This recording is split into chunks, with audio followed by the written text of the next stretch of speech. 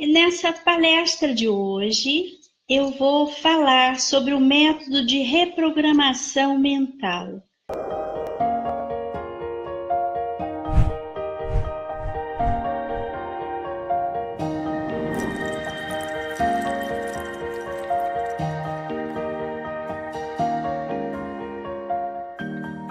Por quê? Porque nós vivemos um momento de intensas transformações em que as pessoas buscam métodos efetivos de transformação.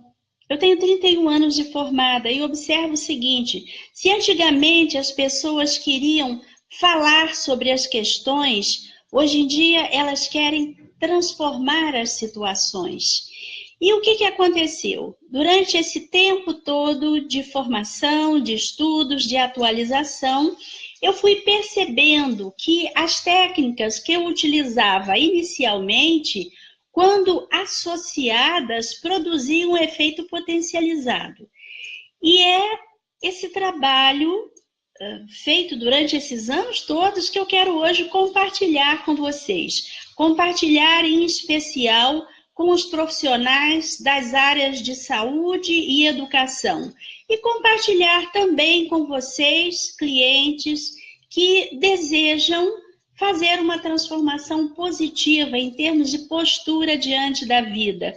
Porque o que nós observamos no decorrer desse tempo todo é que, na medida em que nós atuamos diretamente sobre o nosso inconsciente, nós recuperamos saúde. E eu posso dizer isso a vocês em relação a mim mesma. Como funciona em cada um de nós. E esse método, inclusive no treinamento, eu faço isso. No treinamento com profissionais, eu uso um método teórico vivencial, que é feito da seguinte maneira.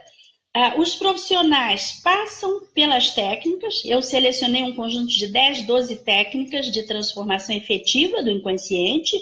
Eles passam pelas técnicas como clientes, eu explico a teoria daquilo que eu apliquei, porque tecnicamente é complexo, exige um conhecimento profundo de linguística. Na parte da tarde do seminário, eles aplicam as técnicas uns nos outros e na última parte eu faço supervisão dos atendimentos.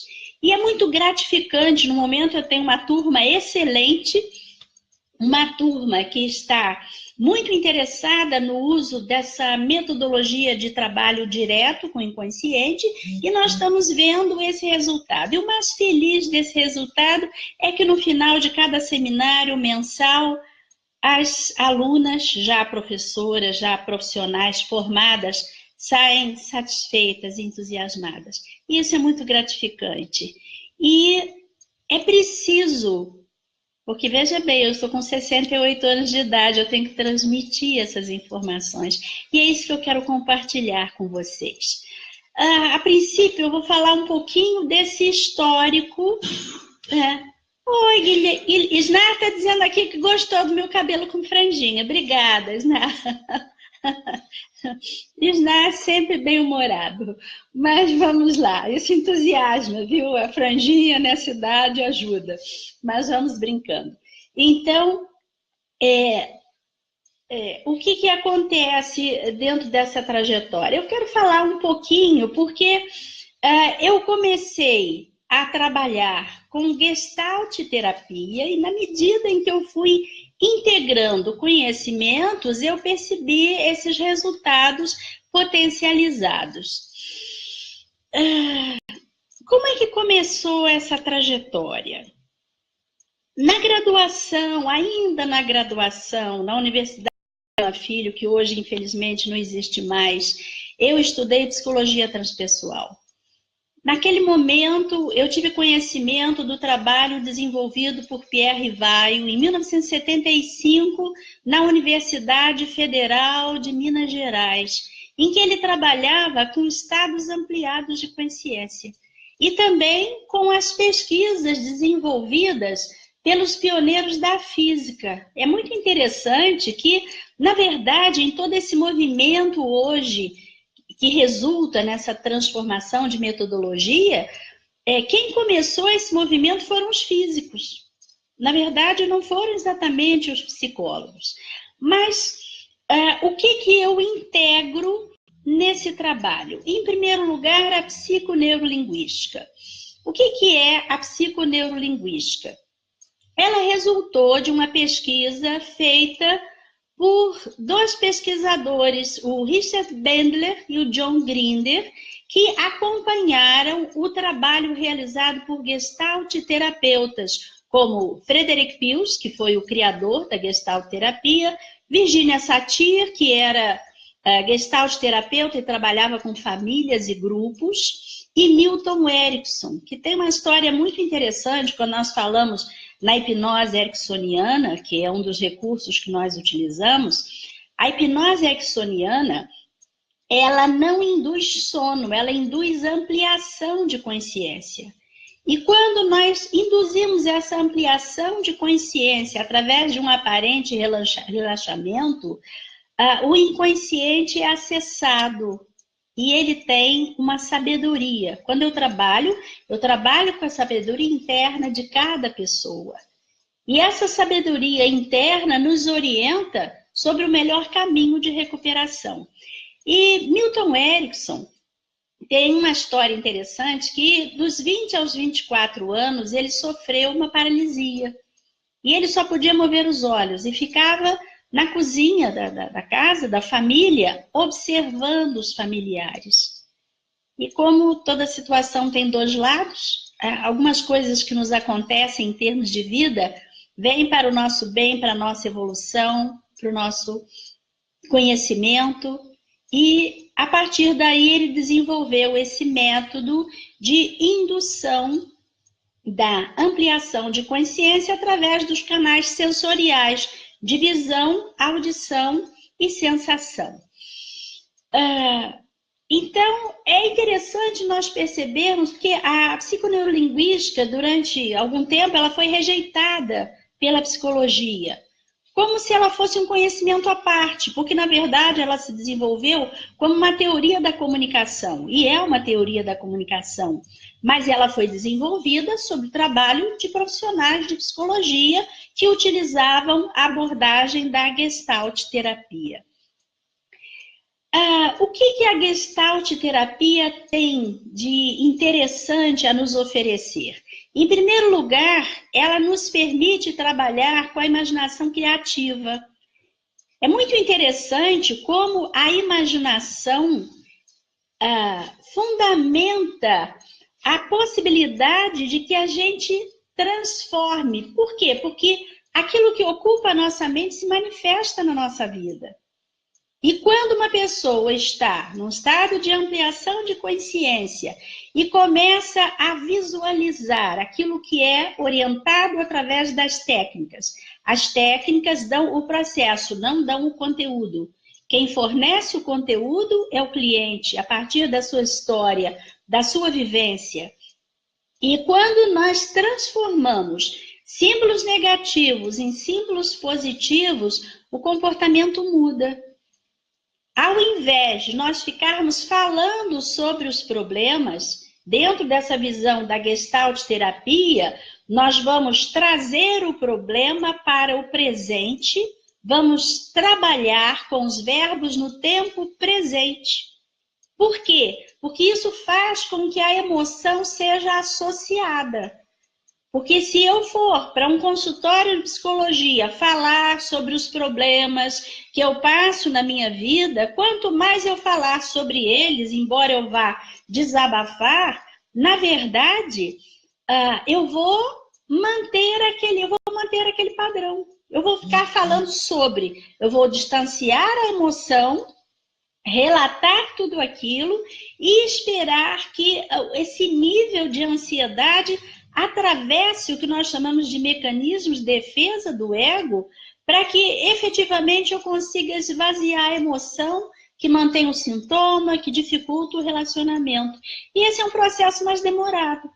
E o que nós fazemos? Nós não vamos falar sobre, nós vamos trazer a situação para o presente, para o aqui e agora. Vamos tornar presente. É como se nós trabalhássemos com uma representação. E a partir dessa representação, dentro das técnicas que são utilizadas, a parte psíquica adulta, que hoje tem os melhores recursos em termos de vida, de autonomia, pode voltar àquelas situações que foram vivenciadas no passado, trazê-las para o presente, para esse momento, e buscar uma nova solução, uma nova configuração, e construir principalmente uma nova memória. Por quê? Porque o psicólogo não trabalha exatamente com o real. O psicólogo trabalha com a interpretação do real. Se a pessoa relata que aos 2, 3 anos de vida, ou seja, viveu uma experiência difícil, eu não vou conferir isso historicamente. Eu vou trabalhar essa representação. E como nós vivemos num mundo de dualidade, toda situação tem dois lados. E o que nós vamos fazer é tirar o significado negativo e buscar a compreensão do lado positivo. E isso muda a postura, porque quando a pessoa se lembrar, ela vai se lembrar de que, na verdade, aquela situação, e quantas vezes nós vivemos isso, quantas situações difíceis nos fortalecem, ampliam a nossa consciência, nos trazem uma nova visão de mundo. Nós costumamos dizer isso, o que nos desafia nos faz crescer. E a Gestalt, ela nos traz essa possibilidade de vivenciar em qualquer momento do tempo presente aquilo que foi vivido em qualquer momento do tempo passado. Nesse processo em que nós usamos a psiconeurolinguística, que é o conhecimento profundo do significado da comunicação do inconsciente, o nosso inconsciente não se comunica na mesma forma de linguagem do nosso consciente. A linguagem do inconsciente é a mesma linguagem dos sonhos. Aliás, vou fazer uma live sobre sonhos também, que é bem interessante. Mas o que acontece? Quando nós identificamos esses símbolos no inconsciente que comandam o comportamento expresso, nós vamos promover a transformação positiva dessa postura diante da vida. E nesse processo, nós vamos utilizar a psiconeurolinguística, nós vamos utilizar a bioenergética desenvolvida pelo Alexander Lowen. Qual é a informação positiva da bioenergética? Alexander Lowen, que era discípulo de Reich, que é um dos teóricos também da psicologia, fez um estudo fundamentado na medicina chinesa. Decorridos esses anos todos de trabalho, eu percebo, e isso é confirmado por todos esses estudos, que os chakras correspondem aos estados de consciência. E quando nós compreendemos, por exemplo, na live em que eu falei sobre o conteúdo emocional das doenças, eu me referi a isso, ao fato de que cada segmento do corpo inclui um conjunto de órgãos e o comando de determinados sintomas. Na live anterior, eu me referi também ao fato de que o modo como a pessoa deita na poltrona da psicoterapia, o modo como posiciona os pés, o lugar onde coloca as mãos durante o processo terapêutico, tudo isso nos informa, nos traz dados importantes, porque o corpo fala. Eu até citei o livro do Pierre Weil.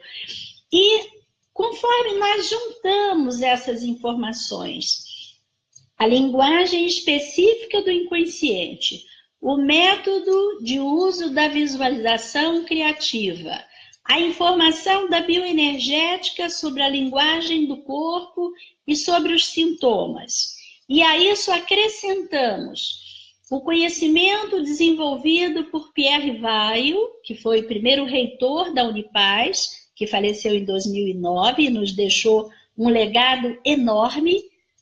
A Unipaz, no mês passado, em setembro, comemorou 30 anos de transmissão desses conhecimentos. E o que eu utilizo desse conhecimento do Pierre? Mais à frente, nós vamos fazer uma outra live sobre percepção extrasensorial, fundamentada nessa pesquisa que ele fez, vejam bem, em 1975. Eu acho interessante que as coisas nem são novas, elas estão aí há muito tempo, mas estamos no Brasil, então, nesse sentido, algumas coisas são um tanto emperradas. E o nosso sonho, né, como psicóloga, ontem eu fazia uma palestra para alunos de psicologia aqui na nossa cidade, e comecei a palestra perguntando assim, o que psique quer dizer? E eles sabem que psique quer dizer alma. E eu perguntei, então podemos ter uma psicologia sem alma? É possível uma psicologia sem alma? Como a psicologia vai se tornar uma ciência objetiva e de modo objetivo compreender a subjetividade do ser humano? O inconsciente é um grande mistério que se revela nessa linguagem onírica, linguagem de sonhos, linguagem de símbolos. Jean Yves, que é um dos nossos autores, diz que o psicólogo é um hermeneuta, é um intérprete desses significados sagrados. E como é que nós vamos separar a psicologia e fazer com que ela seja efetiva se nós não tivermos esse enquadre amplo? Ontem eu também falava sobre isso. Se o profissional de saúde mental tiver um enquadro desse tamanho e o cliente trouxer uma experiência aqui, esse profissional com uma visão limitada vai dizer que esse paciente surtou, porque ele não sabe fazer um diagnóstico entre patologia e espiritualidade. E é isso que a psicologia transpessoal nos traz hoje, principalmente num momento em que, dado o próprio processo de evolução da humanidade, as pessoas apresentam fenômenos do que nós chamamos de estados superiores de consciência.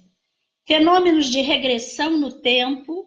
Nós fizemos uma live sobre regressão, está disponível na minha página profissional de consultoria. Eu tenho 2 páginas no Facebook, essa pessoal, e se vocês digitarem no campo de pesquisa do Facebook, vai aparecer também a página empresarial, a página de consultoria. E lá estão as 2 lives anteriores, incluindo essa sobre regressão de memória. Então, o nosso inconsciente é atemporal. O nosso inconsciente, ele tanto vai atrás no tempo, mas como se ele rodasse, ou à frente. Depende do foco de atenção. E quantas vezes as pessoas apresentam sintomas que incluem dados da história da humanidade? E um que falava sobre isso, sobre o inconsciente coletivo, e um que falava também sobre os arquétipos, sobre os símbolos. Nise da Silveira, uma eminente psiquiatra brasileira, desenvolveu um trabalho maravilhoso com pacientes internados considerados loucos, né? Isso é terrível. E como eles traziam símbolos significativos da história da humanidade. Então, quando nós introduzimos essa informação da psicologia transpessoal, por que ela tem esse nome? Porque ela vai além do histórico de vida pessoal do cliente que nos busca. Quantas vezes um sintoma é ocasionado pela interferência desses arquivos do inconsciente profundo? O nosso inconsciente profundo tem a história da humanidade. E nós vamos trabalhar com esse nível também. Mas, para que nós possamos trabalhar com esse nível, nós precisamos da compreensão moderna da física quântica. Por quê? Porque tudo é energia. Nós vamos dizer que, de algum modo, especificamente, nós somos um conjunto de elétrons organizados em torno de um princípio inteligente. Nós temos dentro de nós um princípio inteligente que nós chamamos divino. E hoje, a própria física nos pergunta, não será o que chamamos o divino um estado de consciência de unidade? O mestre dizia, eu e o Pai somos um. E quando nós entramos nesse campo da psicologia transpessoal, nós precisamos ter uma ética muito bem estruturada. Por quê? Porque nesse nível as pessoas vão acessar suas visões de mundo, suas crenças, que devem ser respeitadas. E para que nós possamos trabalhar nesse nível do transpessoal, do inconsciente transpessoal, nós precisamos especificar algumas coisas. Por exemplo, o que é espiritualidade? Espiritualidade é a visão geral sobre esse sentido de vida. O que nós viemos fazer aqui? Qual é o sentido da nossa passagem pelo planeta? Até porque se nós pensarmos que vamos morrer e acabar, as coisas vão ficar muito sem sentido. Então é preciso que exista uma continuidade, é preciso que haja mais alguma coisa que dê significado a todas essas experiências que nos parecem tão sem sentido. Mas para que o profissional de psicologia possa lidar com isso, ele precisa ter essa noção. Espiritualidade é a noção do sentido da vida. A religiosidade é o sentimento. Como é que eu me conecto com esse divino? E aí, nesse sentido, vamos voltar a esses conhecimentos que falam sobre a nossa glândula pineal como uma antena de transcomunicação interdimensional. Quanto mais a pessoa for sensitiva, né? Sérgio Felipe de Oliveira pesquisou especificamente a glândula pineal e ele diz as pessoas sensitivas têm mais cristais de apatita na glândula pineal. E quando nós entendemos isso, que uma pessoa pode ter religiosidade, que é o sentimento, de algum modo ela intui que há uma força superior, ela se conecta a essa força superior, ela amplia a mente. Mas então, o que é a religião? A religião vai ser essa religiosidade que foi vivida por um líder, por um mestre da humanidade, que depois é institucionalizada pelos seguidores. E aí passa a integrar a cultura de um povo. Eu tenho um amigo muito querido que é pastor evangélico e eu digo para ele, as religiões são idiomas. E Deus é poliglota. Se nós estivermos fazendo oração, prece ou reza em português, inglês, italiano, Deus vai ouvir e vai compreender. Porque há ali uma sintonia, uma sinergia. E essa nossa postura, a partir do ensinamento de Pierre Weil, nós temos uma postura de transreligiosidade. Nós acolhemos todas as tradições, entendidas como um estado de consciência, uma visão de mundo. Nós temos uma postura transpartidária. Aliás, eu costumo dizer que eu não gosto de partido, só de inteiro. É muito bom. Uma postura de transdisciplinariedade. Por quê? Porque se nós vamos trabalhar com os arquétipos, com os símbolos inconscientes, nós vamos precisar ter cultura geral. Eu preciso conhecer mitologia grega, mitologia celta, eu preciso ter lido vários livros sagrados de diferentes tradições religiosas, eu preciso conhecer história, porque muitas vezes o cliente traz uma memória de uma época específica e eu vou precisar identificar aqueles aspectos. A gente tem muito que estudar, gente. Eu estudo, acho que eu estudo desde que eu nasci. Eu estudo há 68 anos. Então, essas informações de uma trajetória de vida em que nós vamos aprendendo esses mistérios desse computador fantástico que é a nossa mente. Isso é importante. Então, nós vamos ter, nessa proposta de trabalho, isso é essencial, um estudo das teologias comparadas. Eu preciso conhecer a visão de mundo de cada tradição para que eu mantenha a ética, para que eu tenha uma postura inclusiva, e acho que isso vai resolver uma das preocupações do nosso conselho. Quando o nosso conselho quer que a psicologia seja laica. Se ela se tornar simplesmente um estudo do comportamento observável, nós vamos jogar fora a criança com a água do banho. E eu falo isso para cada um dos colegas psicólogos. Nós, principalmente nesse momento, somos agentes de transformações sociais. Nós temos uma função muito específica nessa sociedade que está aí.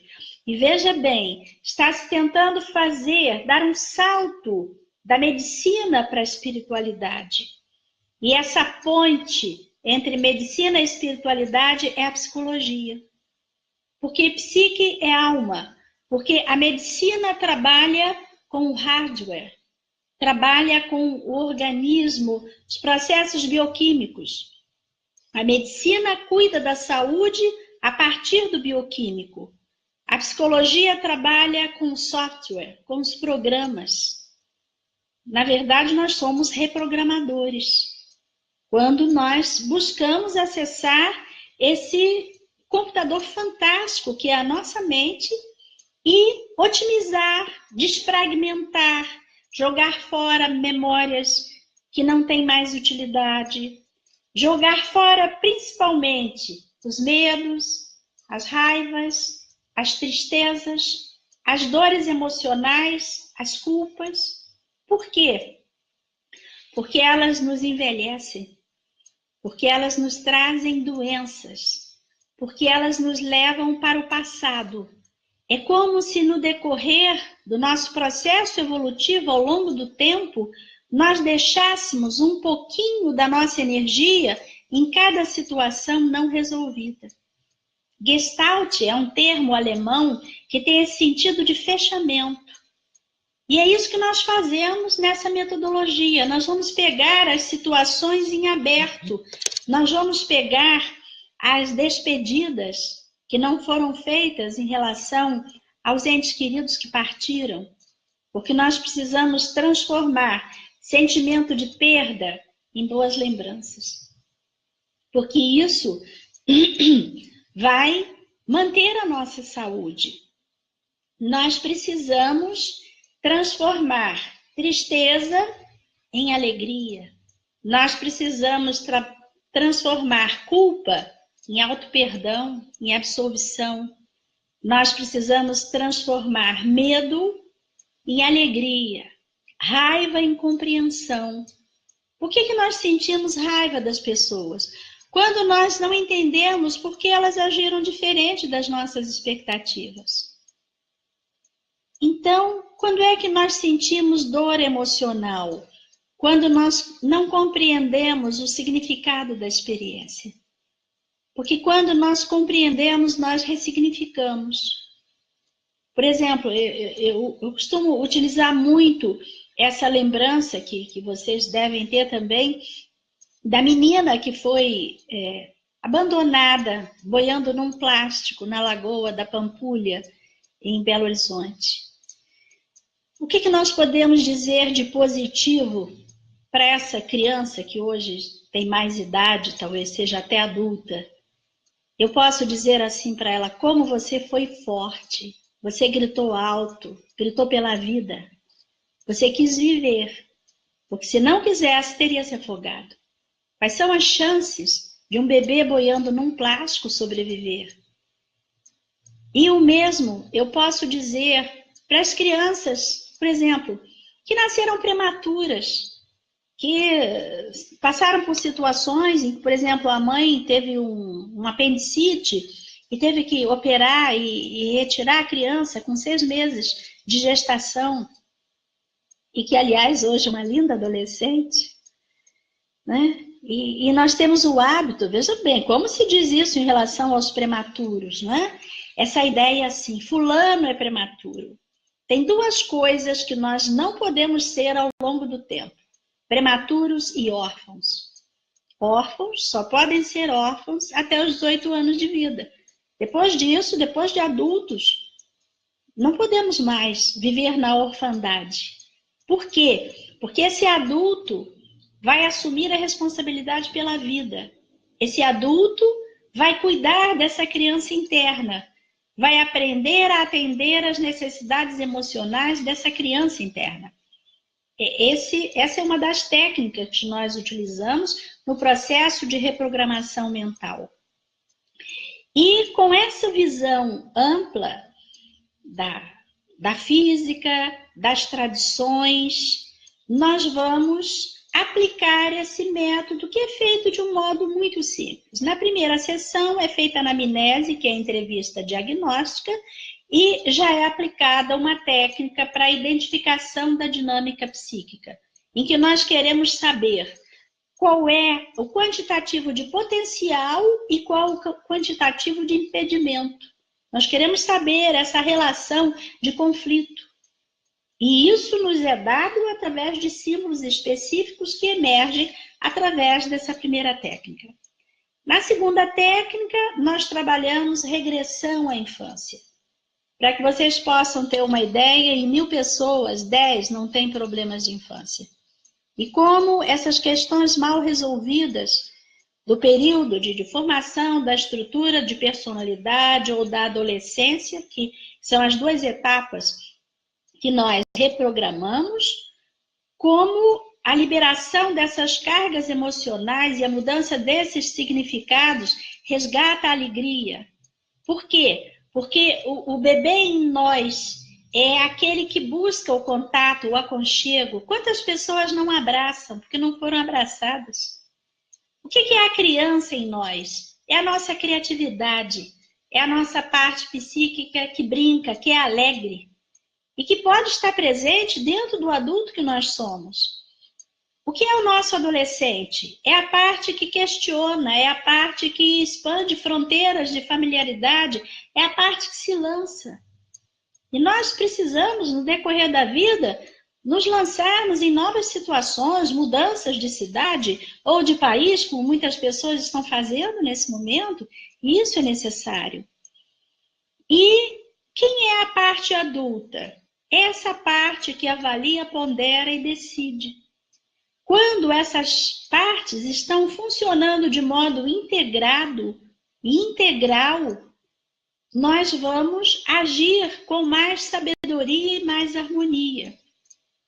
Do mesmo modo que, quando nós aplicamos uma outra técnica, que é baseada num dos simbolismos utilizados por Jung, que é o simbolismo da torre. A torre é um símbolo de aprisionamento e também de orgulho. E quantas vezes o orgulho nos atrapalha?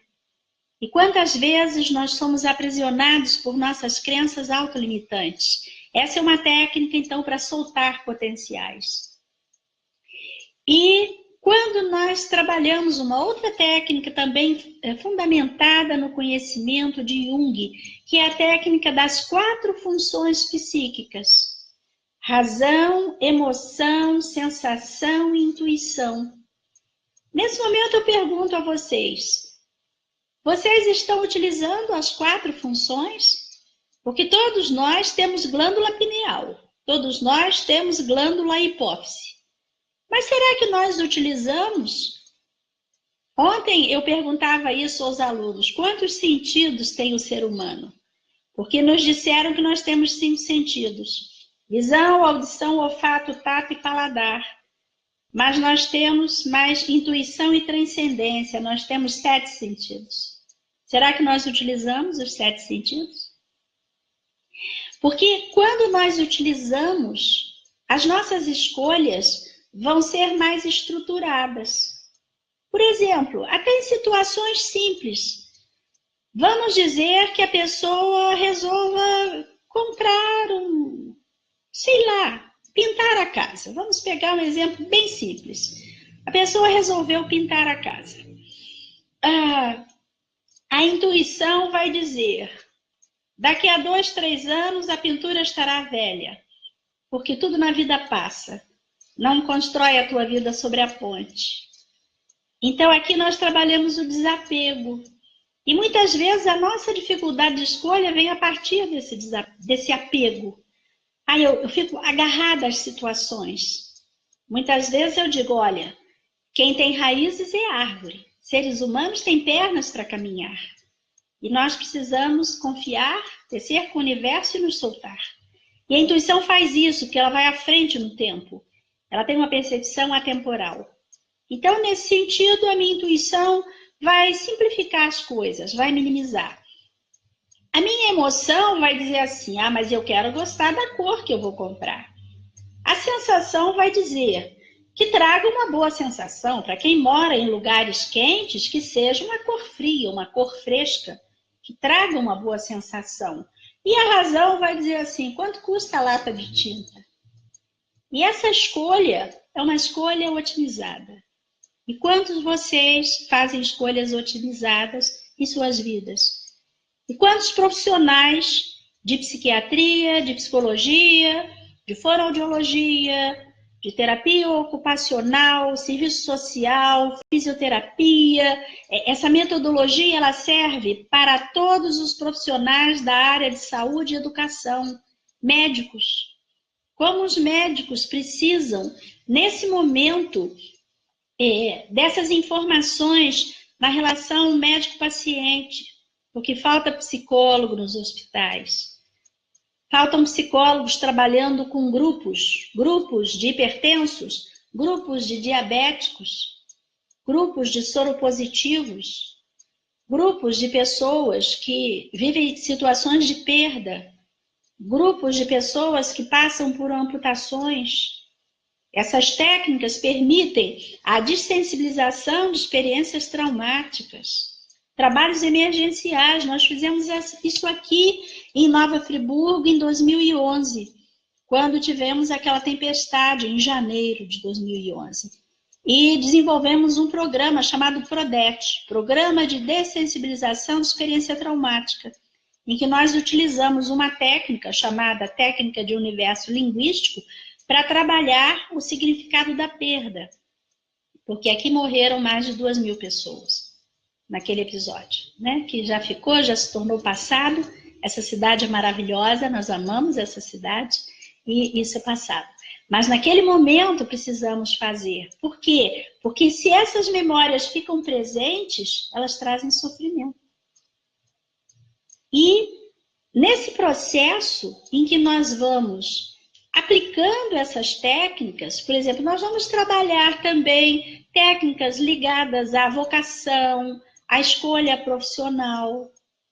Nós vamos trabalhar outros 4 aspectos.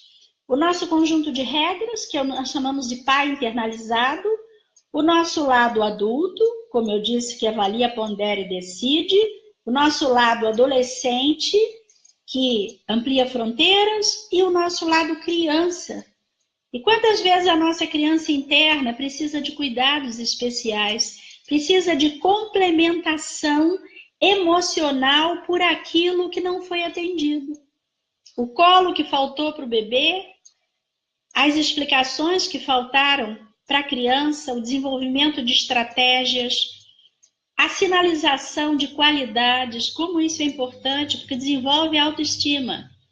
Digam para as suas crianças aos 10 anos de idade quais são as habilidades e competências que elas trazem. Isso é importante. E nesse processo todo de preenchimento de lacunas, o psiquismo vai se harmonizando. E na medida em que cada pessoa integra mais uma parte de si mesma, ela se revitaliza. E isso é o que nós chamamos de saúde. Por quê? Porque, inclusive, nos relacionamentos, se esses aspectos emocionais não tiverem resolvidos, imaginem no relacionamento conjugal 2 crianças mal resolvidas, fazendo pirraça uma para a outra. Quantas vezes isso acontece? Ou nos relacionamentos em que O pai internalizado da figura masculina é dominador e a figura feminina tem uma criança dependente. Então vai virar uma relação materno-filial, não uma relação conjugal, né? Ou no sentido inverso, em que a esposa tem esse lado desenvolvido e o marido tem a criança carente. Ela vai ser mãe, vai acabar de criar um menino. Isso vai dar problema. E esses métodos, esse trabalho com esses símbolos nos permite lidar com N situações. Situações de preparação para cirurgia, situações de preparação para exames, para provas. Quantas vezes eu trabalho com adolescentes que entram num estado de tensão no período de vestibular? Porque é interessante, há um ponto mediano. Se não houver nenhum estresse, o adolescente não estuda. Se houver um grau médio de estresse, ele vai dar atenção ao estudo. Se tiver estresse demais, vai dar branco na hora da prova. E é preciso equilibrar. Todo esse processo de reprogramação mental visa esse ponto de equilíbrio entre os extremos. E muitas vezes nós vamos lidar com diferentes situações que exigem esse acompanhamento. Eu gostaria agora, nesse ponto da palestra, que vocês comecem a postar perguntas, porque a parte mais interessante da palestra é a resposta às perguntas de vocês. Alguém gostaria de colocar aí alguma pergunta digitada no campo ao lado para que eu possa ver? Eu fiz aqui algumas provocações. Deixa eu dar uma olhadinha aqui em quem...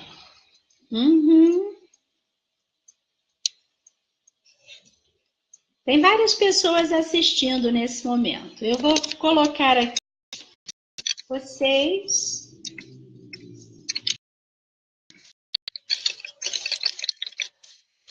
Podem postar perguntas.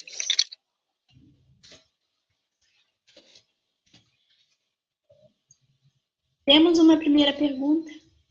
Curiosidades, coisas que estejam ocorrendo a vocês no momento em que vocês ouvem essa fala. Porque o nosso objetivo é mostrar o seguinte: numa metodologia contemporânea, as pessoas querem resultados efetivos de transformação. As pessoas não querem mais passar anos falando sobre seus problemas de infância, sobre as dificuldades e as ocorrências. As pessoas querem transformar. E isso implica que os profissionais de saúde, de um modo geral, tenham instrumentos efetivos de intervenção terapêutica.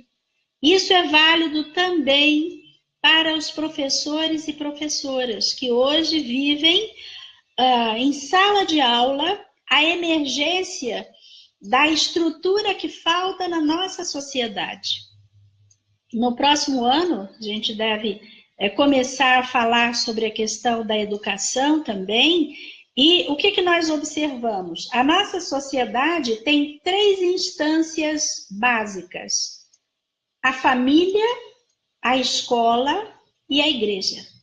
Quando eu falo igreja, falo os templos de um modo geral, as tradições. A família tem a função de formar, a escola tem a função de informar e a igreja tem a função de transformar. As 3 se complementam. Nós temos hoje uma sociedade desestruturada porque essas instâncias não estão funcionando. Principalmente porque a família brasileira hoje é formada pela mãe adolescente, vovó com 30, 40 anos, bisavó com 60 e por aí vai. E papai ausente, porque papai seguiu o caminho e não assumiu esse filho. Então nós temos uma família perneta. A outra questão é a escola. A escola, nós falamos na escola como educação, mas na verdade a função educacional é da família. Se a criança vai para a escola e pega o lápis do colega, a borracha, e não devolve, isso não é simplesmente um problema da escola, isso é um problema de formação dentro de casa. Porque pai é lei, apoio e limite. E se falta papai na família, falta lei, apoio e limite. Então, quantas situações vão estar ocorrendo e que vão exigir também a presença do psicólogo, do psicopedagogo. No nosso instituto nós temos uma grande amiga, excelente psicopedagoga, que faz um lindo trabalho com as crianças em escola, porque todas essas coisas emergem. Por exemplo, como é que a criança pode estudar, prestar atenção à aula, se ela estiver com fome, se ela estiver preocupada com a goteira do telhado, às vezes em cima da cama, se ela estiver preocupada com as brigas de papai e mamãe, com o alcoolismo, todas essas situações exigem a atuação do psicólogo e exigem que esse profissional tenha instrumentos efetivos de intervenção. Numa outra situação, por exemplo, nos hospitais, como precisamos de psicólogos que possam acompanhar os familiares, lidar com a ansiedade dos familiares, principalmente no momento em que os médicos trabalham tão sem recursos por questões administrativas que nós sabemos, embora dedicados, embora eficientes, embora com conhecimento adequado, mas quantas vezes faltam instrumentos ou materiais de exame? E tudo isso gera um estresse enorme para todas as partes envolvidas, seja para o médico, seja para a equipe de enfermagem, seja para o paciente, seja para os familiares. O que dizer, por exemplo, das TVs ligadas em salas de espera de consultório ou até mesmo em CTIs de hospitais, com esse noticiário terrível e aterrorizante? Que efeito essas notícias vão fazer sobre o paciente? Ninguém está pensando nisso? Nós precisamos pensar nisso. Nós precisamos pensar que o que ocupa a nossa mente se manifesta em nossas vidas. Imagina uma pessoa sem poder sair de uma cama e ouvindo esse noticiário, que antigamente era restrito especificamente às rádios voltadas para as ações policiais. Hoje em dia, não. Hoje em dia está aí no noticiário, em tempo integral. Está até naquelas maquininhas de propaganda nos mercados, nas padarias. Passa lá escrito que alguém matou alguém. Qual a utilidade dessa notícia? Em que isso vai contribuir para a nossa formação, para a nossa saúde, para a nossa melhoria? Há uns dias atrás eu publiquei nessa minha página um artigo, Sinais de Alerta, em que eu falo sobre o quanto nas cidades de interior estão começando a surgir problemas típicos de grandes centros urbanos. Hoje eu vi a postagem de um amigo de Fortaleza que mostrou adolescentes dormindo nas ruas. E eu pergunto a vocês, será que alguém veio ao mundo para ser mendigo? Isso não existe. Cada ser humano tem um potencial dentro de si. Cada ser humano veio ao planeta para fazer alguma coisa de útil e construtiva. Ninguém veio ao planeta para se marginalizar. E às vezes as pessoas perguntam, por que Deus fez isso? Deus não fez nada. Ser humano prejudica ser humano. Com o desconhecimento, com o desamor, com a omissão. E todas essas questões são questões de psicologia. E eu estou falando sobre elas porque no início dessa live eu disse, nós psicólogos somos agentes de transformações sociais. Por isso eu escrevo, Eu escrevi para um jornal durante 10 anos. Vou publicar como um livro, Retratos de uma Época, falando sobre esse período crítico da nossa sociedade. Porque precisamos despertar, precisamos ter consciência, precisamos perceber que cada um de nós é a mudança que nós desejamos nesse planeta. Se nós começarmos a agradecer, a elogiar, a compartilhar, ao invés de competir, cooperar. Gente, vocês não imaginam a força que tem a sociedade, a comunidade, para a promoção de mudanças específicas, que começam dentro de nós. E quando nós mudamos, quando nós vemos essa missão, essa alguma coisa que nós viemos fazer no planeta, há um despertamento. E aí nós voltamos a uma metáfora da Unipaz, que é a história do beija-flor. Porque muitas vezes as pessoas dizem assim, mas eu vou fazer o quê? Na verdade, eu não tenho esse poder. E a história é a seguinte, que no incêndio da floresta, o beija-flor pegava uma gotinha d'água e jogava sobre o fogo. E os outros animais, né, na história, no símbolo, começaram a rir do beija-flor. E talvez algumas pessoas também estejam rindo de mim, por eu estar fazendo, né, essa colocação. Mas o beija-flor disse assim, eu estou só fazendo a minha parte. E essa história é uma história, um símbolo para nós do CIT, que é o Colégio Internacional de Terapeutas.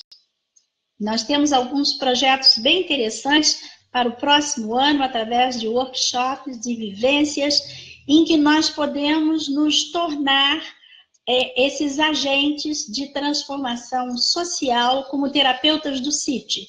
Terapeutas clínicos, que são os profissionais da área de saúde, terapeutas sociais, que são os professores, advogados, administradores, líderes religiosos, e os terapeutas ambientais, que são os geólogos, engenheiros florestais, sanitários, porque nós precisamos de um grande movimento nesse sentido de força e de unidade, para que nós possamos colocar a nossa gota d'água.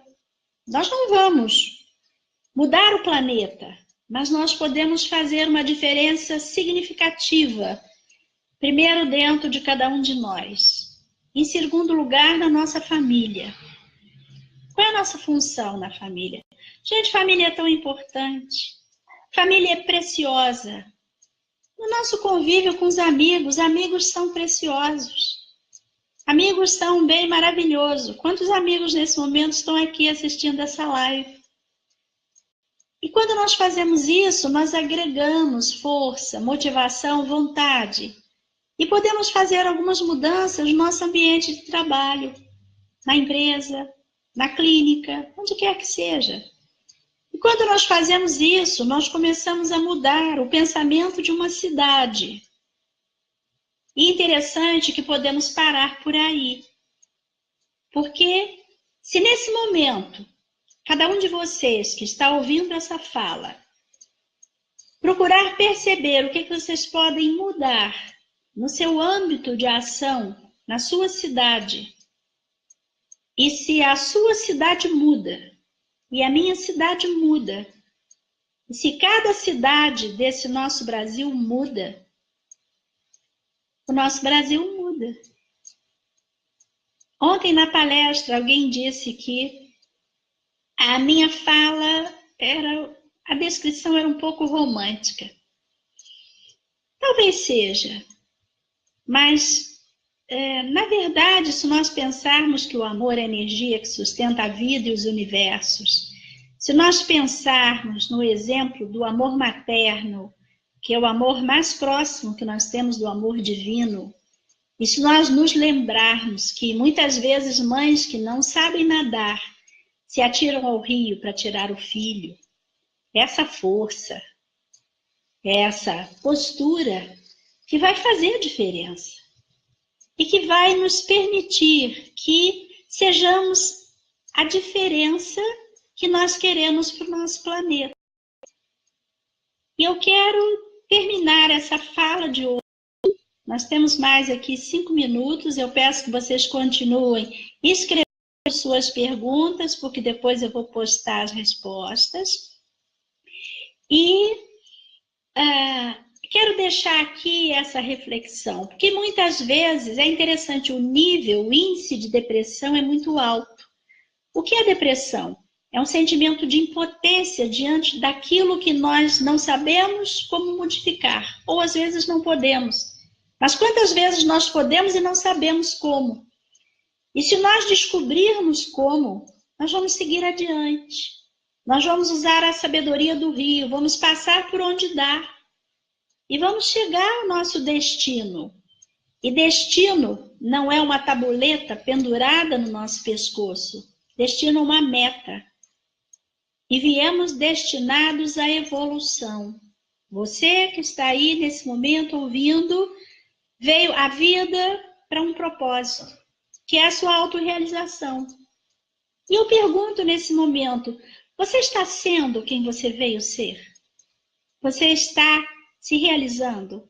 No meio dessa confusão toda, mas está se realizando? Está fazendo o que veio fazer? Tem um sentido para a sua vida? Ou você está se deixando levar num barco à deriva pelas correntezas do mar, das más notícias? Quantas vezes eu recebo compartilhamento de más notícias? Gente, nós não precisamos de más notícias. Nós precisamos de boas notícias que nos entusiasmem. Até porque coisas boas ocorrem e muitas vezes não são noticiadas. Eu participei aqui em Friburgo de um evento maravilhoso de diálogo interreligioso em que 2 amigos nossos, um pastor evangélico e um líder umbandista, se abraçaram no palco. E eles não viraram notícia. Mas se eles tivessem se agredido, estariam no noticiário.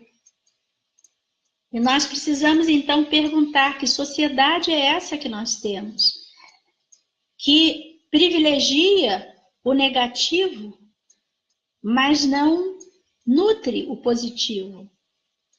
Não é? Eu li, alguém passou e a minha filha me mostrou uma fala muito interessante que dizia o seguinte: suas palavras são nutritivas ou são tóxicas? Porque a linguagem determina a visão de mundo, a nossa fala tem um poder muito grande. Quantas vezes as pessoas se auto-hipnotizam negativamente, ao invés de falar coisas boas sobre si mesmas, porque isso é necessário também. Isso corresponde à autoestima.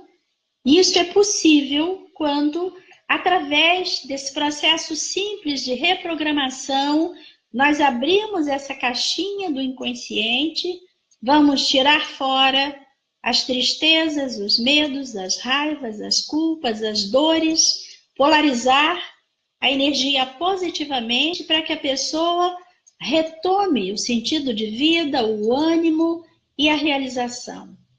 Porque se o plano divino é perfeito, o nosso sofrimento não faz parte desse plano. Nós é que atrapalhamos. E atrapalhamos uns aos outros. Muitas vezes, a partir da ganância, a partir da ideia de privilégio em relação aos outros, a partir do desejo de poder, a partir do apego, porque às vezes amor também atrapalha, porque agarra, prende a pessoa amada, a quem diz que ama, ou aos nossos conceitos de certo e errado. Como eu tenho visto no Facebook, pessoas da mesma família brigando pelas noções de direita e esquerda. E quero até colocar aqui uma pergunta. Se vocês que estão me ouvindo tivessem que escolher cortar uma das mãos ou ficar com as duas, o que vocês escolheriam? Pense nisso. Porque nós, brasileiros, nesse momento, estamos brigando tanto por nossas visões de mundo e ideologias. A nossa proposta é, vamos integrar, olha aqui, ó. Olha que coisa boa, eu posso fazer oração, eu posso dar as mãos a alguém que talvez tenha uma visão complementar, essa é a ideia, que os opostos se tornem complementares, que se extraia o melhor de cada lado. E quando nós falamos de tudo isso, nós falamos de reprogramação individual, nós falamos de reprogramação familiar, nós falamos de reprogramação social, de reprogramação profissional. Qual é a sociedade que nós queremos? Com a nossa participação. Vamos sair de uma postura paternalista. E vamos, inclusive, pedir muita luz de consciência, de sabedoria e de amor para as nossas lideranças nesse momento. Porque as pessoas ficam desejando mal para o adversário. E matematicamente, menos e menos dá mais. Queremos aumentar o negativo do outro? Porque mais e menos se anulam, não é? Então, se eu desejar o bem para quem está mal, essa pessoa vai melhorar. Se eu desejar mais luz da consciência para quem não tem consciência, eu vou estar somando. Mas não. Eu vou escrever um artigo intitulado Coisas de Menino. Porque eu vejo essas briguinhas, né, que parecem briguinha por batata frita, pela pipa que foi rasgada, pelo brinquedo pisado. E eu vejo na sociedade as crianças mal resolvidas, que não fizeram reprogramação mental. Então, fica aqui essa proposta, que tanto profissionais de saúde como clientes possam ter acesso a essa informação, fazer as suas escolhas, se utilizar positivamente desses métodos, tanto os profissionais através dos cursos que nós ministramos. Em março do ano que vem, vamos abrir nova turma de profissionais de saúde e educação nas técnicas de reprogramação mental, como dos clientes que nós podemos atender presencialmente aqui em Nova Friburgo ou online através do Skype, que é uma coisa bastante simples. Nós já fazemos vários atendimentos que permitem que a pessoa, muitas vezes, faça terapia até de casa. Como muitas vezes eu posso atender de casa. Ontem mesmo fiz isso. Uma cliente ligou precisando de um atendimento de urgência. Eu tinha um horáriozinho vago, eu encaixei e fiz o atendimento. Então, vamos também agradecer por essa tecnologia que hoje permite que aqui do alto da serra eu esteja em contato com vocês, com muitos amigos que eu deixei no Rio de Janeiro, em outros estados, amigos também de Portugal que nos acompanham, nossa terra ancestral. E finalizando a live de hoje sobre esse método, nós pedimos que vocês pensem assim, nesse momento, que das suas mentes sai uma fumaça escura das preocupações, como se elas fossem como bolinhas de sabão que vão se dissolvendo. Cinza, bolinhas pretas, bolinhas marrons, saindo. E de seus corações saindo bolinhas vermelhas, bolinhas que representam dores, bolinhas de sofrimento, bolinhas de decepções, saindo, se dissolvendo. Porque se nós limparmos nossas mentes e nossos corações dessas energias mal qualificadas que nós guardamos, nós vamos então pensar nesse momento.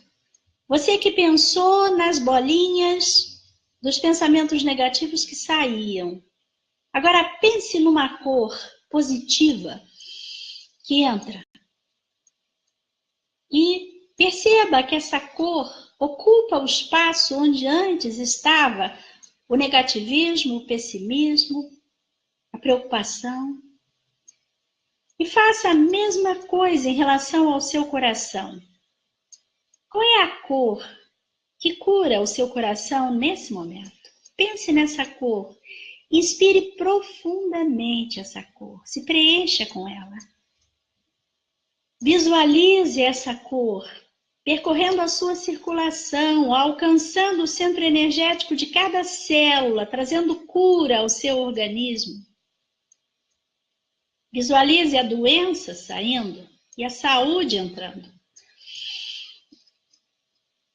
E nesse momento, preenchida por essas novas cores, se prepare para assistir duas coisas na TV, de preferência no YouTube, no Netflix, e que vocês possam se preparar para ter uma boa noite, com bons sonhos, com boas inspirações de renovação de suas vidas. Obrigada pela atenção de vocês.